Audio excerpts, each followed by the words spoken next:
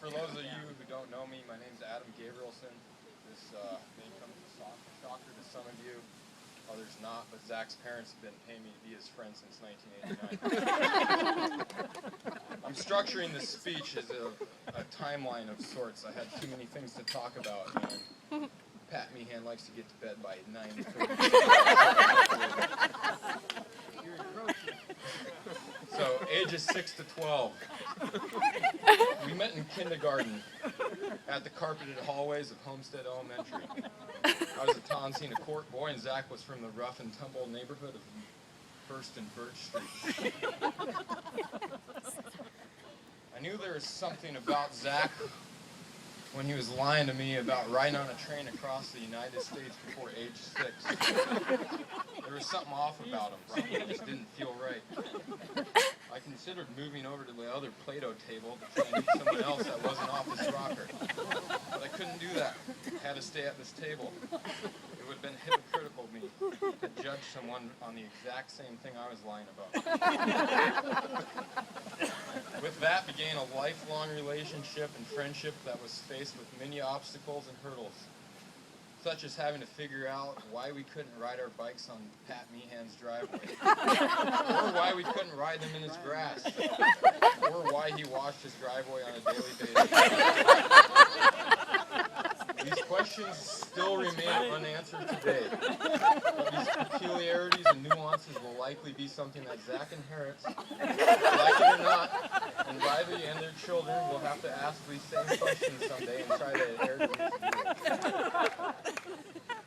As our friendship blossomed through grade school, it had become apparent to the Homestead faculty that we were not the best fit for each other. Schoolwork took second fiddle to our discussions about baseball cards, recent Beckett prices of the Ken Griffey Jr. 1989 Upper Deck card, riding bikes, and other far-fetched lies. We were each other's largest distractions. While I've read about this in science journals that twins can inhibit their abilities to speak, such as Garrett and Mark Steininger, I found it hard to believe that a couple of kids joking around in class could slow each other's learning processes and inhibit their skills needed to progress through the education system. Considering we were only 9 years old and didn't have evidence of this, the teachers got their ways and we were no longer allowed to be in the same class. The separation carried on until high school, and still today. I'm sure if you ask Riley or Casey, along with the guys and girls standing up here with us, or sitting, I guess, it's just for the best for everyone if Zach and I don't get in the same room together. Very true. Ages 13 to 18. Michael Jordan, Wayne Gretzky, Joe Montana, Mark McGuire. What do these guys have in common? All great athletes. Zach Meehan. Great athlete in his own mind.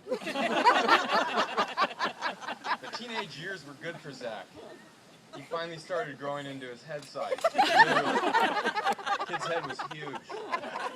It was a medical miracle that his body was able to hold the weight of that head in his adolescent period. It had to take a tremendous toll on his spinal cord. Another thing also big happened for Zach during that age period. His parents bought him a pair of Penny Hardaway basketball shoes. While he struggled trying to get acceptance from the boys for wearing bright purple and turquoise shoes, it was a big hit with the girls. Fortunately for Riley, Zach was not into girls. He passed up on many opportunities to go to high school dances, junior high dances, or go to the movie dates to the Titanic. As everyone well knows by this time, Zach was a bit of a late bloomer. I think you can still count the facial hair whiskers on one hand. While Zach's body was focused on catching up with his head size, I think his organs were still a little behind. When we were 16, I finally asked him why he had this pee pad on his bed. He told me it was because of his dog, Matty Nuke. He was jumping up and peeing on his bed. What? Huh? I thought, this is more bullshit than riding on a cross-country train across the entire United States before age 6. Anyways, I realized that was why I always had to sleep over at his house, which was nerve-wracking for me because I also had a small bladder. Apparently our bladders failed to develop like our education did after the Jesus separated us 8 years prior. Ages 19 to 24. Life's about progression, it's about growing. If you haven't picked up on the quiet theme of this speech, it's about development, primarily physical. Specifically the development of Zach. The 19 to 24 age span was really good for him. He got rid of his pee pad, and his bladder finally caught up with the physical size of his head. This was also the age in which he dabbled in illegal consumption of alcohol. While these experimentations were infrequent before the age of 21, I would like to thank Pat Meehan for giving us the opportunity to find out we did not like Zima Light, Wine Coolers, or Smirnoff Ice. It was almost guaranteed we could find those in his fridge. However, this was also a blessing in disguise on many different levels. One being that at my dad's house we could find Budweiser along with vodka and a plethora of other different sodas to mix it with. Thankfully, Zach's bladder had become large enough that he could stay the night at my house by this age, and we were able to learn the meaning of a hangover together. As the memories of this age span ironically involved forgetting about things that happened the night before, it was also a period that involved the reason why we're all here today. There's probably no truth to the following statement, but the majority of this speech has been filled with lies and false truths, except for his small bladder and his huge head. While Riley was a high school cheerleader, Zach was a spectator in the stands. I don't think he was watching football, though. It was always a sport he couldn't understand. It was too fast-paced, too rough, too many dangers. Plus, if he couldn't wear his Penny Hardaway shoes, he wasn't interested in playing. Cheerleading, though, was something that he understood. It was simple. But he also understood the difficulty in getting 20 girls to work together. And that was something he respected. I'm actually not sure how Riley and Zach met, but I'm sure Riley caught a glimpse of Zach's boyish good looks while he was in the crowd, and the rest is history. Zach realized the benefits early on of having Riley in his life. She is his biggest cheerleader. Whether it be adult league softball, Risk, video games, Clash of the Clans, and even World of Warcraft. His favorite hobby. Ages 25 to 28. Very, very big time period for Zach. Probably even bigger for Riley, that her 25-year-old boyfriend was finally taking strides towards adulthood. He moved out of his parents' house, finally finished up college, bought a house, and was really coming into his own in the Anchorage Adult League Softball League. Also, he reached level 80 Warlock in World of Warcraft for the third time. The one thing missing was something on Riley's finger, that final leap that brought Zach from childhood / teenage / early 20s baseball card collector to manhood.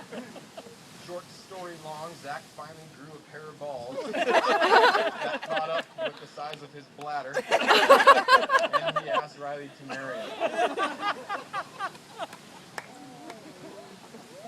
While Zach and I took similar paths in life, marriage was one thing that I'm sure we were both nervous about. While I take credit for teaching Zach nearly everything he knows about athletics, video games, how to properly hit a slow swing softball pitch into a home run, I have to credit Zach for giving me the courage to get engaged as well. I think my girlfriend should also thank Zach because I was holding out until he decided to take the plunge as well. And so I'm thankful that I can stand up here. This is the only real serious thing of this speech that I can say I'm his best man. He had many to choose from, and I knew this speech could single-handedly change Riley's mind on taking those vows. But that's why the speeches are always, they always take place after the vows are made. In closing, I'd like to wish Riley and Zach the best in the years to come. Some final words of wisdom for you, Riley. The physical development of Zach's body is still going to take place. He can promise he won't change in terms of his personality, but you have to promise to him and everyone in this crowd that no matter what, if he begins to grow facial hair, you can't trade him in.